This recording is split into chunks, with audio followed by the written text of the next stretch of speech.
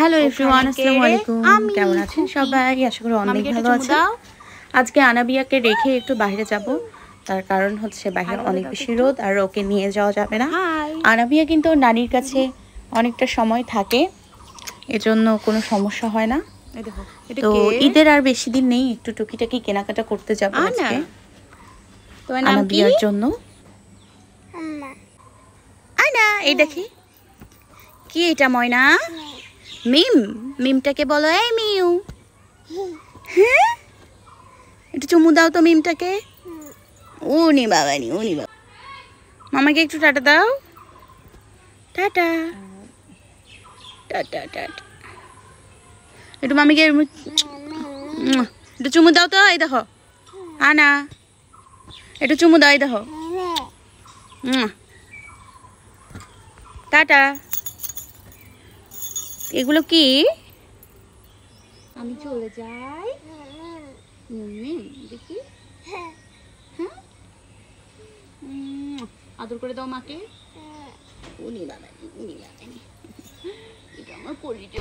এখন কিছু ফালতু থার্ড ক্লাস পাবলিক এসে আমার এই ভিডিওতে কমেন্ট করতে লাগবে যে বাইরে যেতে হয়, এগুলাও ভিডিওতে দেখাইতে হয়, লেখাপড়া জানে না, কিছু করে খাইতে পারে না, ভিডিও করে পেট চালায়, এই নানান ধরনের কথা আমার ভিডিওতে এসে কেন যে এরা বলে।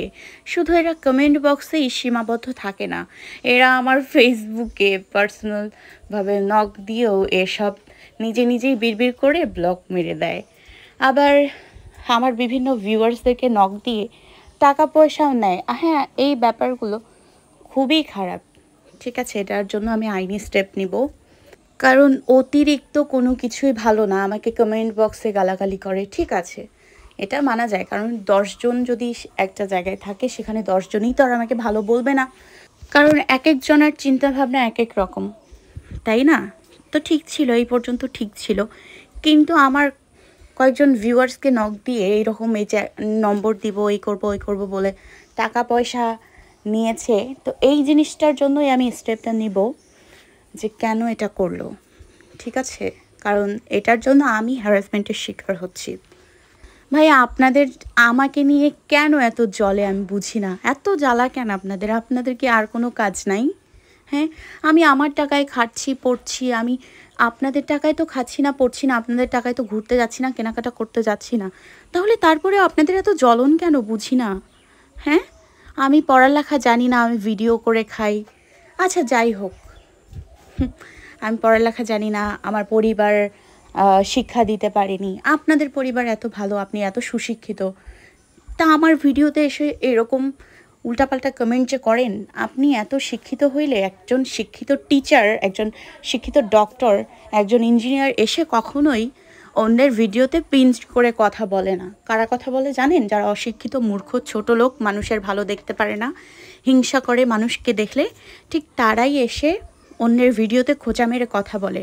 আর কথাটা কেন বলে জানেন? কারণ তারা নিজেরা কিছু করতে পারে না, অন্যেরটা দেখলে গায়ে জ্বলন ধরে। ঠিক আছে, যে ও কেন ভালো খাচ্ছে, ও কেন পড়ছে, ও কেন শফ করছে, ও কেন ঘুরতে যাচ্ছে।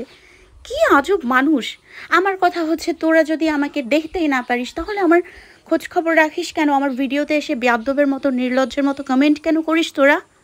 হ্যাঁ, তোদের কি লজ্জা নাই?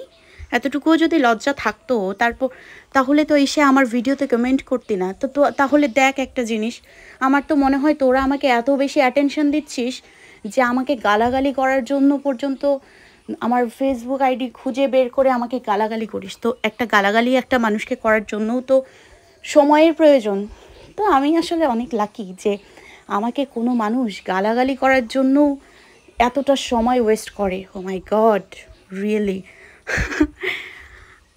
আর যারা আমাকে দেখতে পারে না, ঠিক আছে, দেখতে পারিস না, চোখ বন্ধ করে থাক, আমার আশেপাশে আসিস কেন? আমার তো এমন স্বভাব যে আমার যদি মন থেকে কোনো মানুষের প্রতি ঘৃণা আসে, সেই মানুষ মরে যাবে কিন্তু আমি তার মরা মুখটাও দেখতে যাব না। ঠিক আছে, তার মানে তোরা আমাকে ঘৃণা করিস না, মনে মনে আমার জন্য একটা ভালোবাসা আছেই, সামথিং সামথিং। কারণ কেউ যদি কাউকে ঘৃণা করে, সে কি করছে করুক না, তার বিষয়ে আমার নাক গলানোর তো দরকার নাই, তাই না? আমি তাকে ঘৃণা করি, আমার মন থেকে তাকে ঘৃণা করি, তাকে আমার দেখার প্রয়োজন নেই সে কী করছে না করছে। আমি কেন তাকে খোঁচা মেরে কথা বলতে যাব? আমি যাকে মন থেকে ঘৃণা করব, সে মরে গেলেও আমি তাকে দেখব না, তার মুখ পর্যন্ত আমি দর্শন করব না, ঠিক আছে? তার মানে মনে মনে কোথাও একটা আমার জন্য ভালোবাসা আছেই, তাই না? তো এই মনের হিংসাটা বাদ দিয়ে ভালোবাসা যদি থেকে থাকে সেটা প্রকাশ করে ফেলেন। টাটা, আল্লাহ হাফেজ।